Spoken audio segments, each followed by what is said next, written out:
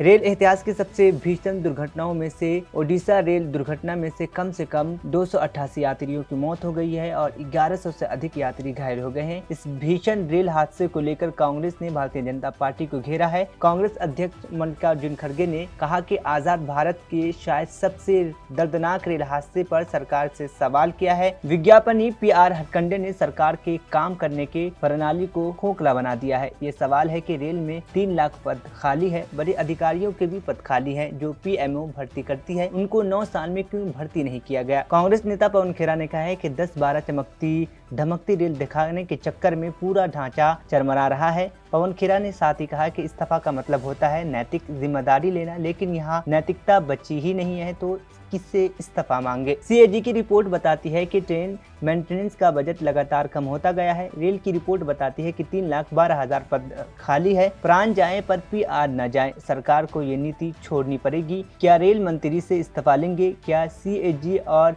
Standing की report का संज्ञान लेंगे? हमारे ये सवाल हैं जिनका हम जवाब चाहते हैं। 2024 को लेकर सभी दलों ने अपने दाव चलने शुरू कर दी हैं। NDA को तीसरी बार सत्ता में आने से रोकने के लिए विपक्षी एकता की चर्चा तेज हो रही है। बीजेपी भी अपनी पुरानी सहयोगी को फिर से साथ लेने की कोशिश में जुट गई है। इस सिलसिले में तेलुगु देशम पार्टी के नेता चंद्रबाबू नायडू की अमित शाह से साथ मुलाकात हुई है। इस बैठक में बीजेपी राष्ट्रीय अध्यक्ष JP नड्डा भी मौजूद थे।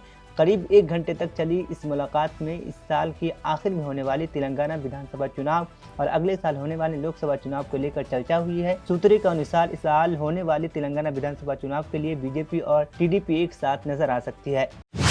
जन स्वराज के संस्थापक और चुनावी रणनीतिकार प्रशांत किशोर इन दिनों बिहार की राजनीति को लेकर काफी सक्रिय है। प्रशांत किशोर ने शनिवार को कहा कि 2 दशक पहले असम में हुए रेल हादसे पर तत्कालीन केंद्रीय रेल मंत्री नीतीश कुमार ने 291 लोगों की मौत के बाद नैतिकता के आधार पर इस्तीफा दे दिया था, जबकि उन्हें इस्तीफा देने के लिए तत्कालीन प्राइम मिनिस्टर अटल बिहारी वाजपेयी ने मना किया था। लेकिन ये वही नीतीश कुमार हैं जो 2020 के विधानसभा चुनाव में हार गए थे।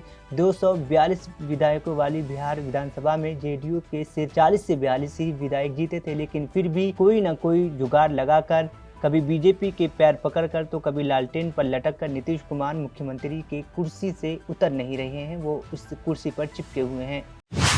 अयोध्या जिला प्रशासन ने BJP सांसद ब्रिजभूषण शरण सिंह को रामकथा पार्क में 5 जून को संत सम्मेलन के आयोजन की अनुमति देने से इनकार कर दिया है। महिला पहलवानों के यौन शोषण के आरोप से घिरे सांसद एक बार फिर शांति प्रदर्शन की तैयारी कर रहे हैं। कुश्ती संघ के पूर्व अध्यक्ष ब्रिजभूषण शरण सिंह अपने संसदीय क्षेत्र में ही ताकत दिखाएंगे। ब्रिजभूषण शरण सिंह अपने क्षेत्र में शक्ति प्रदर्शन के लिए कर्नलगंज में 11 जून को बड़ी रैली करने की तैयारी कर रहे हैं। सूत्रों की माने तो रैली के आयोजन की जिम्मेदारी विधायक अजय सिंह और अन्य सदस्यों को सौंपी गई है। जानकारी की माने तो 11 जून को ब्रिजभूषण शरण सिंह केंद्र की मोदी सरकार की 9 साल की उपलब्धियों को बताने के नाम पर शक्ति प्रदर्शन करेंगे। राजनीतिक के जानकार बता रहे हैं कि सांसद के मामले को जातीय रंग की ओर बढ़ता देख BJP नफा नुकसान का आकलन कर रही है। ओडिशा के बालासोर हादसे को लेकर सभी सियासी दलों ने गंभीर चिंता जाहिर की है। सभी इस बात का जिक्र किया है कि अंत्य पीड़ादायक घटना है, लेकिन अब इस घटना को लेकर राजनीतिक भी शुरू हो गई है। आम आदमी पार्टी के राज्यसभा के सांसद संजय सिंह ने इस घटना पर गंभीर संवेदना जाहिर करते हुए केंद्र की सरकार को निशाना बनाया है। उन्होंने सवालिया लहजे में केंद्र से सवाल पूछा है कि क्या मोदी जी सिर्फ वंदे भारत को ही हरी झंडी दिखाकर लूटते रहेंगे। संजय सिंह यहीं पर नहीं रुके। उन्होंने कहा कि भारतीय रेल में सफर करने वाले यात्रियों की सुरक्षा कौन लेगा? क्या सुरक्षा के लिए कोई काम नहीं होगा? रेलवे इंफ्रास्ट्रक्चर को बढ़ाने पर काम नहीं होगा? सिर्फ तेज गति की ट्रेन चलाने से सभी समस्याएं खत्म हो जाएंगी। उन्होंने कहा कि भारतीय रेल हाई स्पीड की ट्रेन चलाएंगे, लेकिन इससे पहले ध्यान रखना होगा कि क्या हाई स्पीड ट्रेन चलाने के लिए पटरियां मजबूत हैं, क्या वो अच्छी हैं, या पहले जरूरी आधारभूत सुविधाएं विकसित नहीं होनी चाहिए। रेल को चलाने के लिए एंटी कोलिजन डिवाइस का इस्तेमाल हो रहा है या नहीं हो रहा है, इसका ध्यान कौन रखेगा। रेल इतिहास की सबसे भीषण दुर्घटनाओं में से ओडिशा रेल दुर्घटना में से कम